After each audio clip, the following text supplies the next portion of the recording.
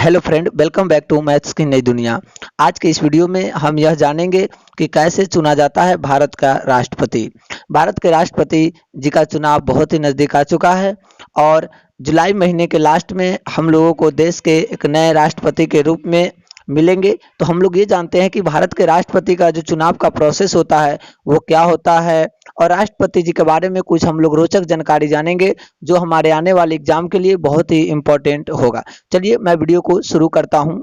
राष्ट्रपति को देश के प्रथम नागरिक के रूप में जाना जाता है। आगे बता दूं कि देश में राष्ट्रपति का चुनाव आम प्रक्रिया के तहत नहीं किया जाता है, यानी कि जैसे हम लोग अपने क्षेत्र के विधायक या सांसद का चुनाव खुद वोट देकर करते हैं, वैसे हम राष्ट्रपति का चुनाव नहीं करते हैं। यानी कि इस प्रक्रिया में जनता सीधा अपने राष्ट्रपति का चुनाव नहीं करती है। राष्ट्रपति का चुनाव अप्रत्यक्ष ढंग से होता है, तो आम प्रक्रिया के तहत नहीं किया जाता है। इसके लिए एक खास प्रक्रिया की जरूरत होती है या अपनाया जाता है, जिसे इलेक्टोरल कॉलेज के नाम से जाना जाता है। कुछ चुनाव से जुड़ी जानकारी प्राप्त कर लेता हूं कि भारत के 15वें राष्ट्रपति का चुनाव 18 जुलाई को होगा, 18 जुलाई 2022 को। नए राष्ट्रपति का ऐलान 21 जुलाई को हो जाएगा। नामांकन की आखिरी तिथि 29 जून है, यानी कि राष्ट्रपति के चुनाव में जो लोग खड़े होना चाहते हैं उनकी नामांकन की तिथि आखिरी 29 जून को है। 24 जुलाई तक है राष्ट्रपति रामनाथ कोविंद का कार्यकाल। जो हमारे वर्तमान राष्ट्रपति है उनका कार्यकाल 24 जुलाई तक है। संविधान के अनुच्छेद 62 के मुताबिक मौजूदा राष्ट्रपति का कार्यकाल खत्म होने से पहले नया राष्ट्रपति चुना जाना अनिवार्य होता है। चुनाव की प्रक्रिया क्या है? तो देखिए, राष्ट्रपति का चुनाव proportional representation by means of the single transferable vote के द्वारा होता है। इसका हिंदी में कहे तो एकल संक्रमणीय मत द्वारा अनुपातिक प्रतिनिधित्व के अनुसार होता है। आप कहिएगा एकरो मतलब हमको समझ में नहीं आया, तो सुनिए। मतदाताओं ने जो वोट देते हैं वो वरीयता के क्रम में अपने उम्मीदवारों की संख्या के आधार पे मतदान करते हैं।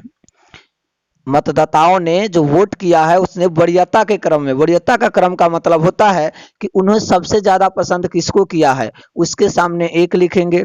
उसके बाद उससे मतलब 2 नंबर पर वो किनको वोट देना चाहते हैं, फिर वो 3 नंबर पर वोट किसको देना चाहते हैं। तो जिनको सबसे ज्यादा वो आदमी पसंद होंगे तो उनके सामने 1 लिखेंगे, जो 2 नंबर पर पसंद होंगे 2 लिखेंगे, उनको 3 नंबर वाला पसंद अगर आदमी होंगे तो वो 3 लिखेंगे। इसी को कहते हैं वरीयता के क्रम। अगला है सांसद और विधायक बैलेट पेपर पर पहली, दूसरी और तीसरी पसंद बताते हैं, जो मैंने आपको बता दिया। पहली पसंद के वोट गिने जाते हैं। अगर कोई उम्मीदवार जरूरी वोटेज हासिल करता है, मतलब 50% से एक ज्यादा, तो उसकी जीत हो जाती है। लेकिन अगर ऐसा नहीं होता है तो फिर दूसरी और तीसरी पसंद के भी वोट को गिना जाता है, और जिस उम्मीदवार को सबसे कम वोट मिलता है उनको रेस से बाहर कर दिया जाता है, और उनके वोट को किसको दे देते हैं? दूसरे उम्मीदवार को ट्रांसफर हो जाता है। ऊपर वाले दोनों को, जो 1 नंबर 2 नंबर पे आया था, जिसके सबसे ज्यादा वोटेज आए थे, उनको ट्रांसफर कर दिया जाता है, और इस तरीके से इसके वोट की गिनती होती है।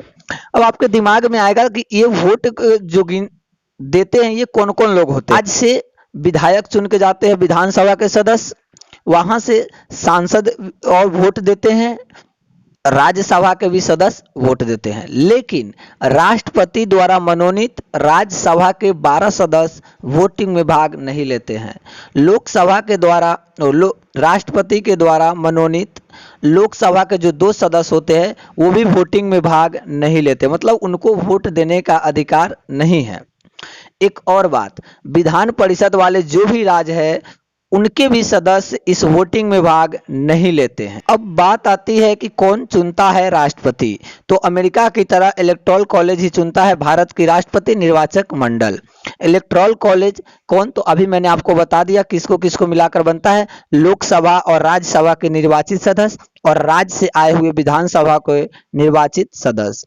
इसमें क्या है, इस बार 2022 में 776 सांसद प्लस 4033 विधायक जो है राष्ट्रपति का चुनाव करेंगे। ठीक है, अब इलेक्टोरल कॉलेज का गणित थोड़ा समझ लेते हैं। जो एक आदमी वोट देते हैं, एक विधायक या एक सांसद, वो रियल में एक वोट नहीं होता है, वो वोट बहुत ज्यादा होता है। तो इन वोटों की गिनती कैसे की जाती है, आइए थोड़ा इसके गणित को मैं समझाने की कोशिश करता हूं। तो देखिए, इस साल का 2022 के अनुसार इसका जो वोट का वेटेज होता है वो चेंज होता रहता है। तो चुनाव आयोग के मुताबिक एक सांसद की वोट की वैल्यू अभी 700 है। कैसे निकलती है, तो देखिए, विधायक के वोट की वैल्यू निकलती है कैसे, उसकी राज्य की आबादी जितनी है और विधायकों के संख्या से भाग देने के बाद उसको 1000 से फिर भाग दे देते हैं, तो विधायकों की वोट की वैल्यू निकल जाती है। ठीक है। अगला कि सभी राज्यों और केंद्र शासित प्रदेश का वोट का जो कुल वैल्यू है 5,43,231 है। राज्यों मतलब विधानसभा के। और अगला है कि जितने भी सांसद है, सभी सांसद के वोट को मिलाकर के कुल वोट जो है 5,43,200 है।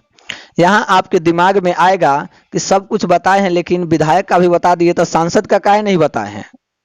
तो देखिए, सांसद का जो वोट की वैल्यू होती है, सभी राज्यों के विधायक का कुल मूल्य, वोट का जितना मूल्य होता है उससे सांसद से भाग दे देते हैं, तो एक सांसद के वोट का मूल्य निकल जाता है। इसका मतलब है कि एक सांसद के वोट का वैल्यू एक नहीं बल्कि बहुत ज्यादा होता है। बिल्कुल सही बात। और यह हर बार विधायक या सांसद के वोट की वैल्यू घटती बढ़ती रहती है, लेकिन वर्तमान की संख्या के आधार पर तय होता है। ठीक है। अब देखिए, इलेक्टोरल कॉलेज का टोटल वैल्यू कितना आया, तो सभी राज्य को 5,43,231, सभी सांसद का 5,43,200, यानी कि कुल है 10,86,431। जीतने के लिए क्या चाहिए, तो 10,86,431 का आप आधा कर लीजिए और एक वोट क्या कर दीजिए, उसमें जोड़ दीजिए। उतना वोट अगर किसी आदमी को मिल जाता है तो वो क्या होंगे, भारत के राष्ट्रपति के लिए योग्य हो जाएंगे। तो आई होप कि मैंने इस वीडियो में आपको सिखाया कि भारत के राष्ट्रपति का चुनाव कैसे होता है। राष्ट्रपति के चुनाव के बारे में मैंने कुछ इंपॉर्टेंट आपको जानकारी भी दी। अगर ये वीडियो अच्छी लगी होगी तो प्लीज़ वीडियो को लाइक करना और अपने दोस्तों को भी शेयर कर दीजिएगा और चैनल को भी सब्सक्राइब कर लीजिएगा। Thank you watching for this.